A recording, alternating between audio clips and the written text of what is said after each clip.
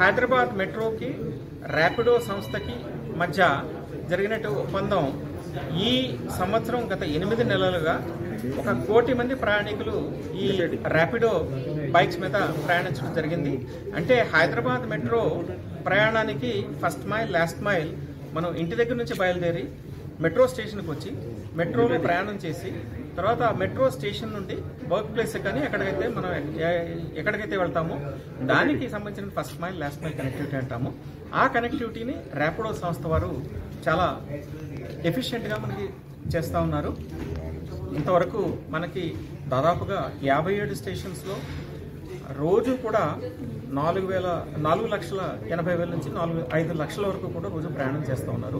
ఈ ప్రయాణికులు కనీసం 1 లక్ష మందినికైనా మనం first mile last mile connectivity ఈ టీజీఎస్ఆర్టీసీ బస్ ద్వారా కానీ ర్యాపిడో సంస్థ ద్వారా కానీ స్విదా వల్ల కానీ ఇంకా అనేకమైనటువంటి మనకి బైక్ ఫెసిలిటీస్ ఉన్నాయి, తర్వాత ట్యాక్సీలు ఉన్నాయి, ఆటోలు ఉన్నాయి. ఇవన్నిటితో కూడా మనం ప్రయాణం అంటే సులభంగా ఉండేలా తగ్గిస్తాం. ప్లస్ ఇంకొకటి ఏంటంటే అడ్వాంటేజ్, ఆటోలో అయితే విపరీతంగా కాస్ట్ అవుతుందని చెప్పేసి వీరు 3 కిలోమీటర్ల వరకు కూడా 30 రూపాయలు వసూలు చేస్తూ ఉన్నారు. ఆ తర్వాత కూడా లిమిటెడ్గా అన్నమాట.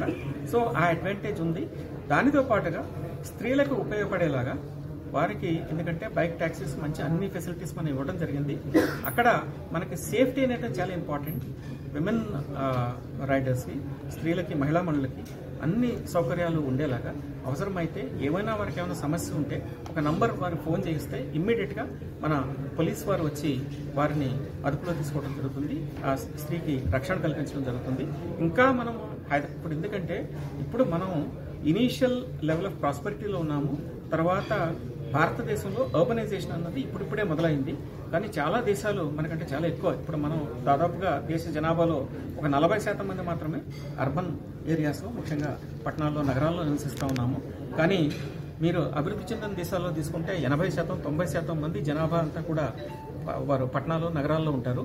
అదే పరిస్థితి త్వరలోనే ఇండియన్ సిటీస్ కూడా వస్తూ ఉంటుంది. అంటే మనం వేర్ సిటీంగ్ అనే పౌడర్ కేక్ అని అర్థం చేసుకోవాలి. మనం చాలా సమస్యలు ఎదుర్కోబోతూ ఉన్నాము. ఒక విధంగా హైదరాబాద్ లాంటి మన భారతీయ నగరాలకి మంచి ఆపర్చునిటీస్ ఉన్నాయి. ఇప్పుడు ప్రపంచం నలుమూలల నుంచి కూడా, ఎందుకంటే వారు ట్రాఫిక్ సమస్యల వల్ల కావచ్చు, లేకపోతే ఇతర సమస్యల వల్ల కావచ్చు, మన దేశానికి ఉన్నటువంటి మేధా సంపత్తి వల్ల కావచ్చు, అన్ని దేశాల నుంచి, ముఖ్యంగా అమెరికా నుంచి కానీ వారికంటే కూడా పెద్ద క్యాంపస్లు ఇప్పుడు హైదరాబాద్లోనూ, బెంగళూరులోనూ ఏర్పాటు చేసుకుంటూ ఉన్నారు. ఏ నగరం అయితే భవిష్యత్తులో వాటి యొక్క ఈ రవాణా వ్యవస్థని సరిదిద్దుకోగలుగుతుందో, ట్రాఫిక్ సమస్యలను పరిష్కరించుకోగలుగుతుందో, ఏ నగరం అయితే పొల్యూషన్ లెవెల్స్ని తగ్గించుకోగలుగుతుందో, కార్బన్ ఫుట్ ప్రింట్ని తగ్గించుకోగలుగుతుంది, ఆ నగరాలు గొప్ప నగరాలుగా అభివృద్ధి చెందుతాయి.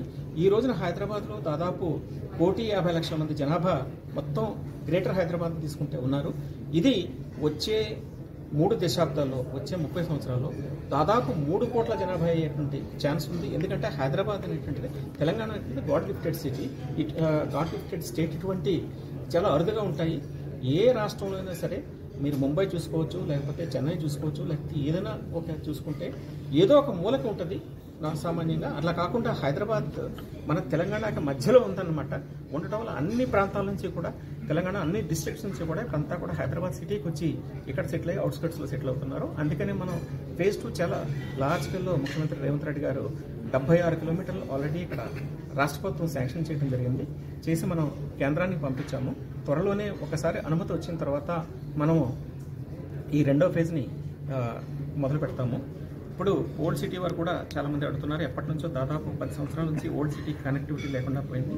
అందుకని ఓల్డ్ సిటీని కూడా అక్కడ రోడ్స్ని విస్తృతం చేసి దాదాపు 1,100 ప్రాపర్టీస్ ఉన్నాయి. ఆ 1,100 ప్రాపర్టీస్ని కూడా మనం ఇప్పుడు ఆల్రెడీ మేము ల్యాండ్ ఎక్విజిషన్ ఫుల్ స్వింగ్లో ఉంది. కలెక్టర్ గారు మొన్ననే ఒక స్క్వేర్ యార్డ్కి 81,000 రూపాయలని వారు కాంపెన్సేషన్గా ప్రకటించడం జరిగింది. ఎవరైతే ముందుకు వస్తున్నారో వారి దగ్గర మేము స్ట్రైట్ అవే కన్సెంట్ తీసేసుకొని వారికి చెక్స్ ఇచ్చి చేయడానికి సిద్ధంగా ఉన్నామన్నమాట. వచ్చే వారం 10 రోజుల్లో చెక్స్ కూడా ఇస్తాము, ఇచ్చి ఆ రోడ్ వైడనింగ్ మొదలు పెట్టబోతా ఉన్నాము. దానితోటి యాక్టివిటీ కూడా షురూ అవుతుంది. సో హైదరాబాద్కి మంచి భవిష్యత్తు ఉంది. ముఖ్యమంత్రి గారికి ఇంకా ప్లాన్లు ఉన్నాయి. ఆయన త్వరలోనే ఇంకా అసెంబ్లీ సమావేశంలో ఉంది. అసెంబ్లీ సమావేశాల తర్వాత ఆయన మంచి ఇంకా అనౌన్స్మెంట్స్ కూడా చేయబోతూ ఉన్నారు. అనేకమైనటువంటి సౌకర్యాలని హైదరాబాద్ కలిగించి హైదరాబాద్ని ఒక అంతర్జాతీయ నగరంగా చేసి మంచి టాప్ పొజిషన్స్ తీసుకెళ్లాలని చెప్పేసి ఆయన ఉద్దేశం మేము కృషి చేస్తున్నాము. Thank you very much. Old city में कब लाएंगे बोल के जनाब रेवंत रेड्डी साहब, चीफ मिनिस्टर साहब बहुत ही इंटरेस्ट दिलचस्पी ले रहे हैं। बहुत ही मीटिंग्स अभी तक कंडक्ट किए। हम जल्द से जल्दी काम शुरू करने के लिए, ओल्ड सिटी में काम शुरू करने के लिए प्लान्स तैयार कर रहे हैं। 1100 प्रॉपर्टीज इफेक्ट हुए हैं। ये 1100 प्रॉपर्टीज को अच्छा कॉम्पेंसेशन देके हम लोग रोड वाइडनिंग काम करने के लिए कोशिश कर रहे हैं। अभी तक से 900 प्रॉपर्टीज़ के लिए, 900 प्रॉपर्टीज़ के लिए प्रिलिमिनरी नोटिफिकेशन वगैरह ऑलरेडी कर चुके हैं और लोग अपने आप वो लोग आ रहे हैं, सेल्फ डिक्लेरेशन लेके आ रहे हैं।